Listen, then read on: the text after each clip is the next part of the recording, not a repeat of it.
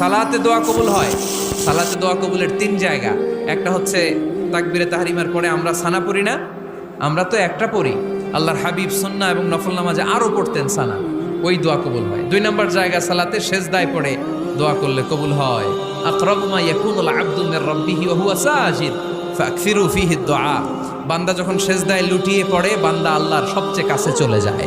তা কিন্তু বিশ্বনবী বলে সেজদাটা তোমার রবের কুদরতি পায়ের উপরে পড়েছে। সেজদায় পড়ে দোয়া করেন। সালাম ফিরানোর আগে বিশ্বনবী দোয়া করতেন, লা ইউসাল্লিমান্না আহাদুকুম হাত্তা ইয়াতাআওয়াযা মিন আরবা'a।